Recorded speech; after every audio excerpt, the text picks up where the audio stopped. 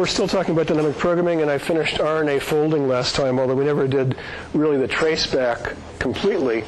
But that makes a good exercise for you to think about how you do the traceback, and it would make a good exercise for your homework or an exam type question. And today I'm going to talk about the third dynamic programming problem that we're going to see. We may see some dynamic programming later, but this will be enough in terms of the formal explicit discussion of dynamic programming. And this is shortest path, not like Dijkstra. Dijkstra was shortest path in a graph, but it was under the assumption that all the edge weights were non-negative. And sometimes it's useful to have negative edge weights. They have some meaning in the problem that you're trying to solve. So we're going to allow, well, this is the shortest path in a directed graph. So all the edges have directions, a directed graph, and it's weighted. Edges are weighted, or you can just think of edges have costs. Okay, so here's an example of a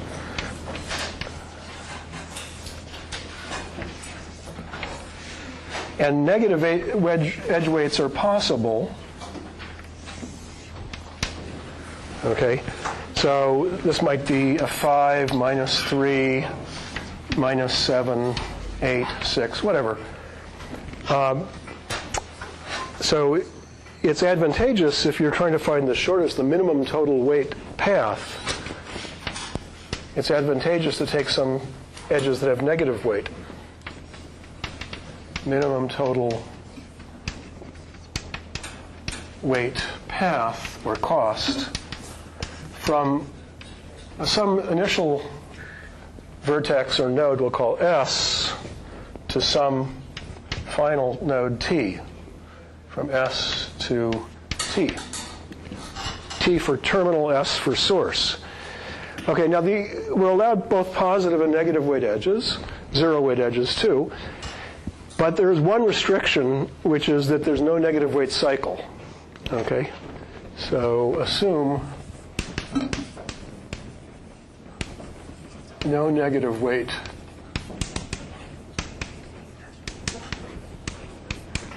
directed cycle.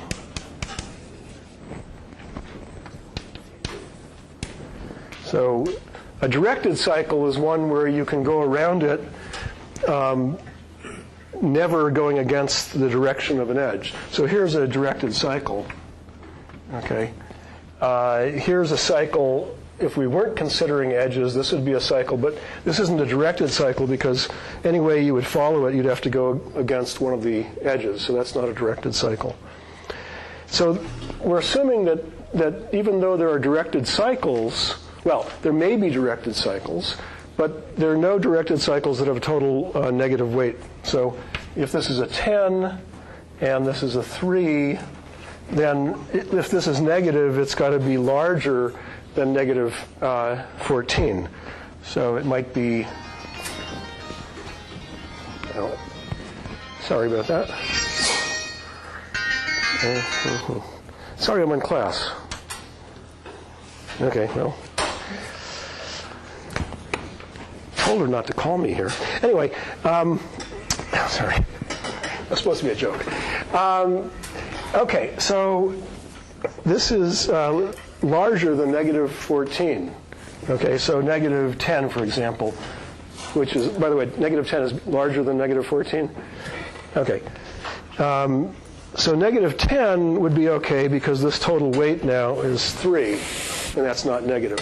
The reason you don't want negative weight cycles, well, there's really two reasons. One is it's not clear what it would mean to find the shortest path if there was a negative weight cycle. But if a negative weight cycle in a graph, let's say this is a cycle here and has negative 10, and here's S, and you get to that cycle, and here's T. What's the shortest path distance from S to T if there's a negative weight cycle? negative infinity. You can just keep going around this thing forever, although you might say you'd never gotten to t. So in graphs that have a negative weight cycle, it's not clear what the meaning of the shortest path is. Now, you could say, I want the shortest path that doesn't contain a cycle. That would be a meaningful statement, even if there are negative weight cycles, but that's a different problem. And it's more difficult to solve than the shortest path problem when there just is no negative weight cycle at all. Okay, so later we might consider that problem, finding the shortest path when there are negative weight cycles, but you're not allowed to use a cycle. But that's a much more difficult algorithm and more inefficient algorithm than under the assumption that there are no negative weight cycles, directed cycles at all. Okay, now what's the first idea you might have in approaching this problem? Or maybe it's already been excluded because you've thought about it. I think in one of the homework questions there was a question that asked whether Dijkstra's algorithm will work correctly if there's a negative weight cycle, and the answer is no, it doesn't. So your first idea might have been, well, let's just try Dijkstra's algorithm because we know Dijkstra's algorithm and it works correctly for the case of no negative weight cycles or no negative weight edges, actually. Oh, that's another good question. I don't think Dijkstra's algorithm was assumed correct or proven correct with the assumption that there's no negative weight edges, period. So you might want to look into what happens if no negative weight cycles. No, that's what we're considering now. So yeah, Dijkstra's algorithm should not work correctly if there are negative weight edges, period. Okay. The Dijkstra's algorithm won't work right. We need something else. So the general framework of what we're doing right now is dynamic programming. So we want to think of a kind of a recursive approach to this problem. It turns out there are a lot of different recursive approaches that you can make work, and each one has different advantages and different ways you can embellish it and extend it and so on. Actually, the one that I like most is not the one that they talk about in the book, but I'll follow what the book does. So thinking recursively, we have to think of ways of describing subproblems and come up with notation for the subproblems, and then come up with a recurrence for the subproblems, and then see how to evaluate all of the values. It's sort of all tied together. So what are some kinds of subproblems you might think of? I mean, how do you restrict the full problem to something that's some easier version of it, a subproblem with less data in it? Any suggestions? Or less constraints in it, less something in it, because that's what recursion is all about. It's getting more for less. Yeah. Or more from less. Anybody have an idea? Doesn't have to be a right idea. Any idea.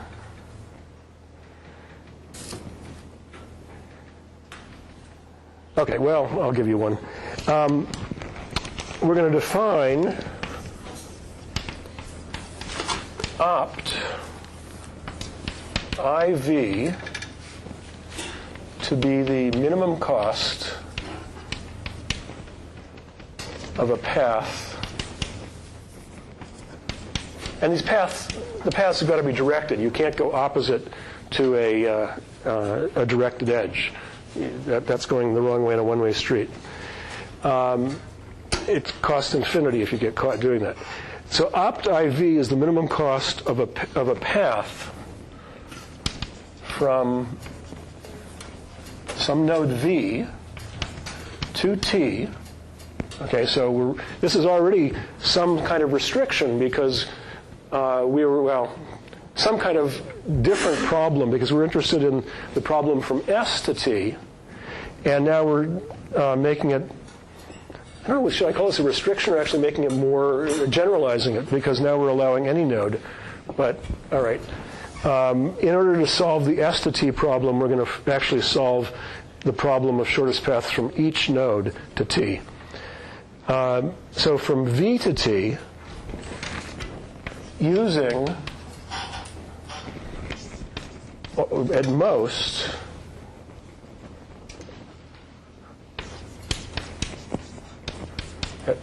I edges. Okay, so this is really where the subproblem comes in, because the full problem is that you want to find paths in the graph and without any restriction on how many edges they use. So here, by restricting I, that's a subproblem. But this bothers me. I wanted to make this sound like a subproblem, and yet this V is not S. It's not where we're supposed to start from. So that doesn't feel like a subproblem, does it? It feels like just a different problem. Okay, so somebody really should object that this isn't fitting into the framework of dynamic programming because of that. Does everybody understand what I'm uncomfortable about?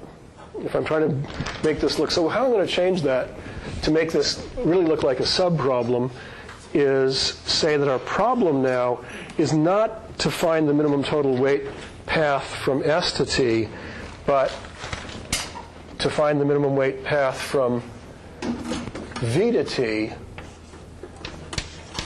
for each V. So what we really want to return is for every node in the graph, what is the shortest path to T? So T is specially designated, but the problem now is for every node in the graph, what's the shortest path from it to T? Okay? And then, if this is my general problem, and if I have here, I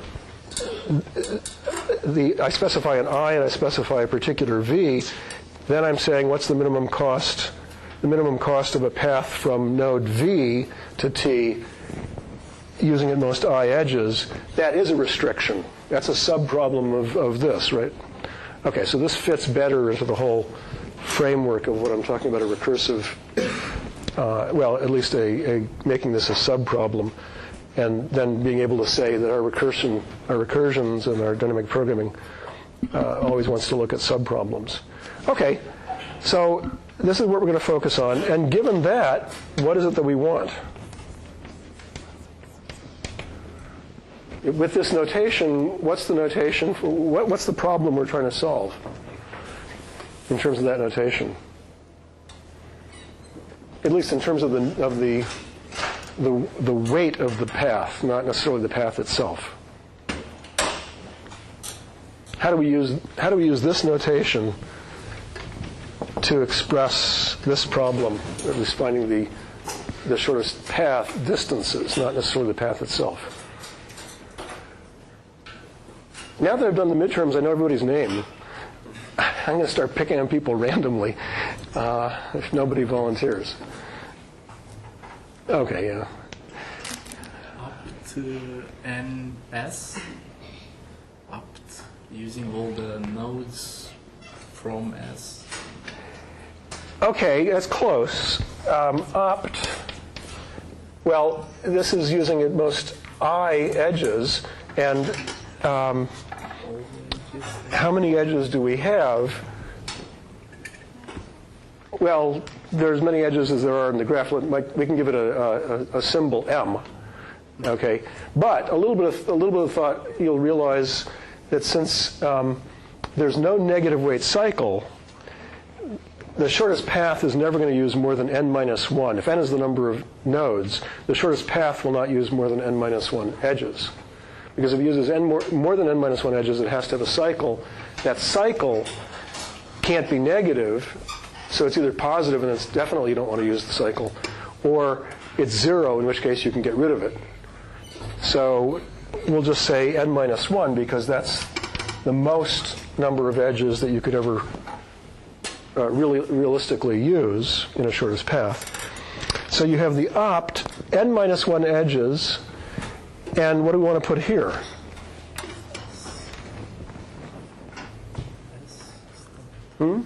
S? Well, S if we were going to the original problem that I stated, but in terms of the new problem, it's V, and then we want to say for all V. because the new problem says find the shortest path from v to t for each v. So this is what we ultimately want to know, is opt n minus 1 v. Okay? So we've got the recursive notation where we have our goal, what we're trying to ultimately compute. Next thing we need is the recurrence relation. So opt of iv, well, as in most recurrence relations of dynamic programming sorts, you have some choices. Okay? So the choices, what's the obvious first choice? This is allowing you I edges. You want to go from v to t. Well, maybe you don't need all I edges. Maybe the best thing to do is to use at most I minus 1 edges. And maybe there's a path that doesn't use very many edges. So you better put that in as a possibility, opt I minus 1 v. Okay?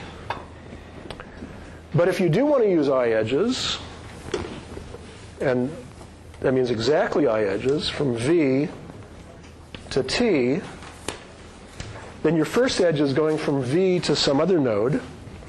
Let's just give it a name w. And from w, you're taking a path from to t. And how many edges does that have in it? Yeah, exactly I minus 1. So this is the case when we're looking at paths that have exactly I edges, because I minus 1 or less is already in here. So this is I minus 1 edges.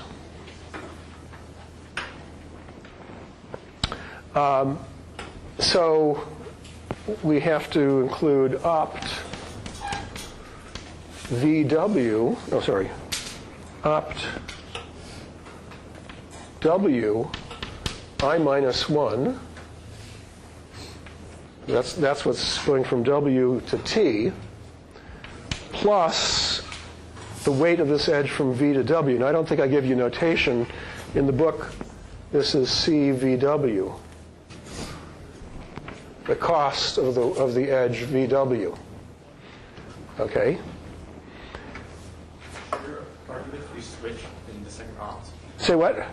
Are the arguments supposed to be switched in I minus 1 comma w, or w comma? Oh, yeah, right. The arguments, yeah, right. They're supposed to be in different order.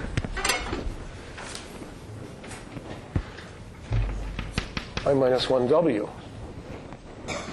Okay. So I minus 1 w, but which w?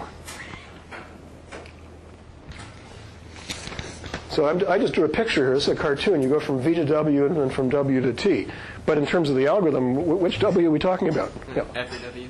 Yeah, all possible w's. I mean, that certainly would work. So this is w contained in capital V. Capital V is the set of all vertices. So you're going from v to w, which might be infinite because there may not be an edge. Okay, so if there's no edge from v to w, that's infinity, and this will definitely not be a good choice. But formally, it's fine to include that. And then from w to I minus 1. And so if this is overall w, then you want this to be the min of that, right? You want the smallest that's possible, where you go from v to w and then w to t using I minus 1 edges. Okay, now there's a little subtlety here. The way I divide it up, oh, and by the way, yeah, before I go on, this is the min overall w, and then we have these two possibilities. What's the best thing to do between these two possibilities? Take the min of those. Okay?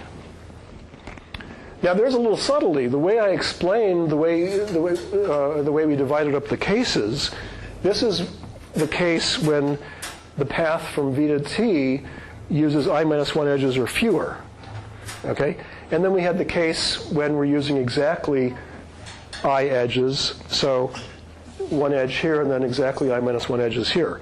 But the notation, I minus 1 to w, or opt I minus 1 w, that's not talking about the optimal path from w to t, or the shortest path from w to t, when you use exactly I minus 1 edges. Okay, this notation is the weight of the shorter, the cost of the shortest path from W to T when you use I minus 1 or fewer edges. Okay, so this doesn't exactly mirror the way I logically divided up the two cases. Am I in trouble? Is it okay to leave it this way, even though it doesn't perfectly match the way I was dividing up the two cases?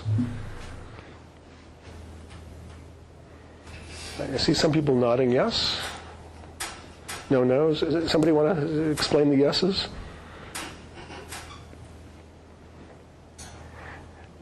Okay, well, the issue is, well, first of all, let's just make sure this is sufficient. That is, if the shortest path from V to T really does have exactly I edges, have we included it here? Well, not in this term, because this is the paths of I minus 1 edges or fewer. But paths of exactly I minus 1, exactly I edges would be included here. If it's true that the shortest path from V to T does actually have I edges, then it will look like this, and this will be a shortest path from W to T for some W that has I minus 1 or fewer edges. So we are okay in the sense that we've included the possibility of a path with exactly I edges. But suppose that the shortest path from V to T, okay, is I minus 3 edges, okay? So the shortest path from V to T has I minus 3 edges. Will it show up here? Yeah, because it's a path that uses I minus 1 or fewer edges, and it's the best. If it's the best from V to T over all paths that have I or fewer edges, it's certainly going to show up here if it actually has I minus 1 or fewer. Is it going to show up here?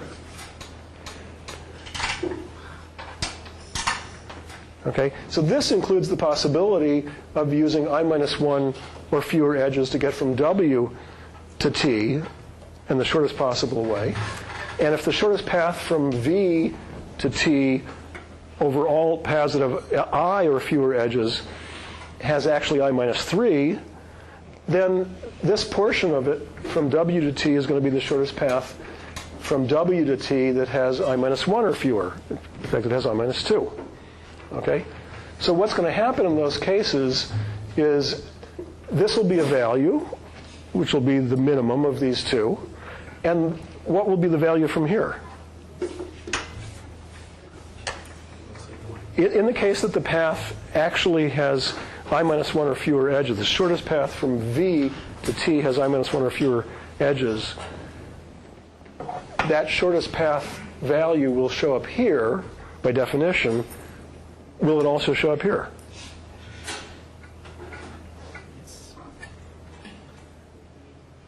Okay, well, I've lost everybody. Yes, it will. Okay, and that's the subtle point I was just trying to point out, that even though I described these two cases as a complete dichotomy, this is when it's I minus fewer edges, when the shortest path from V to T is I minus 1 fewer edges, and this is supposed to take care of the shortest path from V to T when it's I edges. In fact, if the shortest path from V to T has I minus 1 or fewer edges, then it'll show up in both cases. So actually, when you say it like that, or when I just said it like that, you kind of wonder, why do you need this one then? Oh, no. Sorry, this is for I minus 1, and this is for even less. This will show up the ones that are even less than V to V. Anyway, something feels redundant here. This is okay. Okay, this works, but feels like there's some redundancy, and at the moment I'm wondering whether we can get rid of that. But I was just trying to point out that in the case that the shortest path from V to T really does have I minus 1 or fewer edges, that both of these will light up as the shortest. Okay, but this will take the one where it's exactly I, and so we need that definitely. Okay, so think about that for next time and tell me whether there's really a redundancy or not. Okay, so I think I've confused you enough about the recurrences. these are recurrences, and they definitely work. Whether they're a little overkill is another question. So let me call these recurrences star. And then we want to organize the computation of this as a dynamic program. And as before, you could always organize this as a top-down algorithm, top-down recursive algorithm, where your first call would be opt n-1v, and you'd make that call for each possible v, and you'd spawn a huge recursive tree, and it would be very, very inefficient to do that. Instead, we want to do it bottom-up.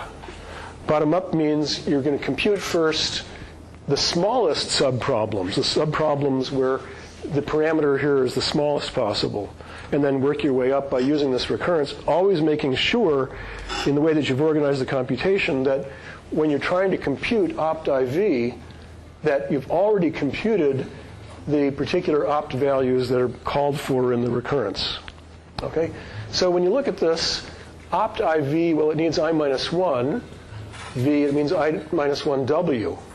So it looks pretty clean, pretty simple, a lot easier than the RNA kind of computation that we did last time, because this is certainly suggesting that you'll just let you let the first parameter here increment from say 0 up through n-1. And for every value in here, you want to look over all possible starting vertices. Okay, so that suggests 2 for loops, right?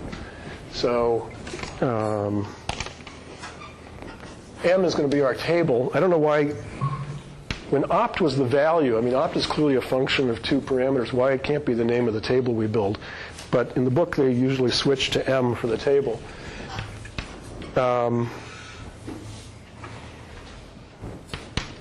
Equals 0.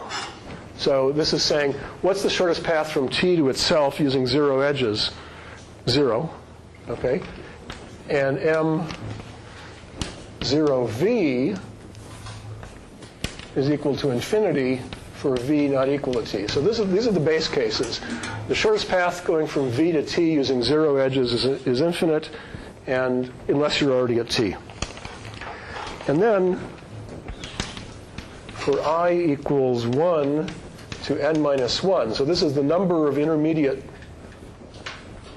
this is the number of edges that are being permitted in the path, and we're going to vary from 1 to n-1, and that's what I was saying over here. It seems sensible to just let the first parameter increase that way. That would work. And then for each vertex in the set of vertices, compute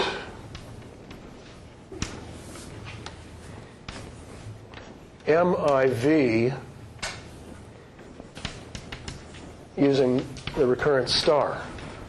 Well, you can't compute MIV using the recurrence star because the recurrence star is in terms of opt. Okay?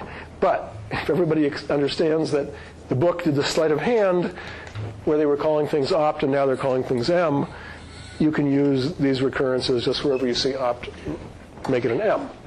So you can compute MIV using these recurrences star. And you want to check that that actually works. That, as I was saying, when you want MIV, this tells you need MI-1V. Well, the outer loop is changing the I, and this is smaller, so that should work. And you need I-1W. And what you have is, again, the outer loop is changing I, and the inner loop goes through all possible V's. So when you need to look up those values, at the time you're trying to compute this, you have them, and everything works fine. So that, and then return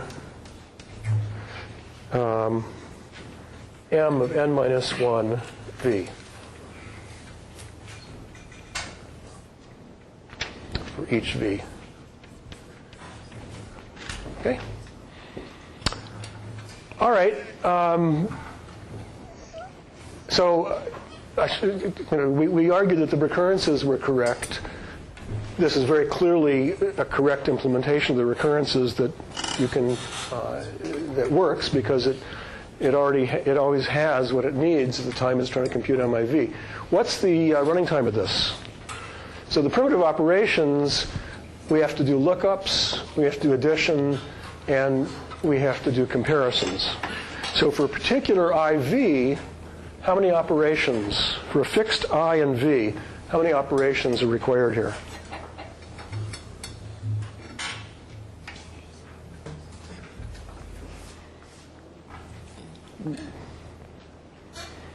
Yes, and right, because you're looking over all vertices in the vertex set, so it's certainly bounded by n. Okay, so order n for each evaluation. Compute this. That's order n time, and then we have two loops that enclose that. Each one, this goes around n times, and this is again bounded by n. So we have n squared around this. So n squared, and that means the total time is bounded by order n cubed. So in n cubed time, we're able to compute n minus 1, m of n minus 1 v for each v, and that means we know the shortest path distance from each vertex v to the specified t. We know that shortest path distance in this order n cubed time. Now Dijkstra's algorithm, I think the first analysis of Dijkstra's algorithm was n squared, right? And in Dijkstra's algorithm, well, Dijkstra's algorithm has one origin, and we're actually computing its distance to everybody else. So this looks like it's more expensive. Actually, it turns out that we can actually compute the shortest path between every pair of nodes in n cubed time. But this algorithm doesn't do that. This computes the shortest distance from every node to t, so there's one specific destination t. So we get n cubed there. All right. Now, we can actually reduce the running time somewhat. One of the improvements we can make over here, instead of saying we're going to optimize over every w in the vertex set, the only w's that are relevant really are the ones that are neighbors of v. Okay, so we could specialize that a little bit. W, well, opt over w where v to w is an edge. Okay, and if you have the right data structure for the graph, you can get these in constant time per w. You wouldn't want to use an adjacency matrix, adjacency array, because that wouldn't really help you. You'd still be looking through all the possibilities. But if you use an adjacency list for each node, then when you're at v and you want to pick up the w's that are relevant, you just run down that adjacency list, and therefore the time to evaluate this is no longer order n. What is it?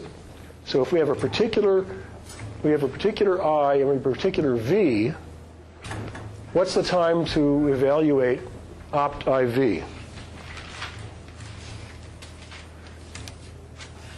Before we just said it's order n, big O of n, which is true. It is bounded by n. But now we're saying something a little more precise. It's bounded now by the degree of v, the number of neighbors that v has. So with this one, it's order the number of neighbors of v, also denoted the degree of v. So if this is v, the degree of v is 3, even though there might be thousands of other nodes. And in most graphs, the number of nodes that go out of number of edges that go out of a node is much smaller than the total possible. So with that, then the time bound is, I'm running out of time here, but ultimately it's, well, I'll just tell you, it's order nm. M is the number of edges. Okay. And you should read the book to see how that was achieved. order nm. Okay. The other thing, I'm running out of time because I want to spend enough time giving out the midterms, but the other thing that I was going to talk about is how to reduce space. So space here is order n squared because we're keeping a big table, M, that has two parameters, each of which ranges from 0 to n, or 1 to, anyway, each has n possible values. So this is a table of size n squared. But because each iteration, by iteration, for each value of I, here, iteration of the outer loop, we're only looking at I minus 1. So if you think about filling in this table M row by row, when you're filling in row I, you're only looking at row I minus 1. Okay? You don't need the values prior to that. And so that tells you already that you could limit your space to 2 rows.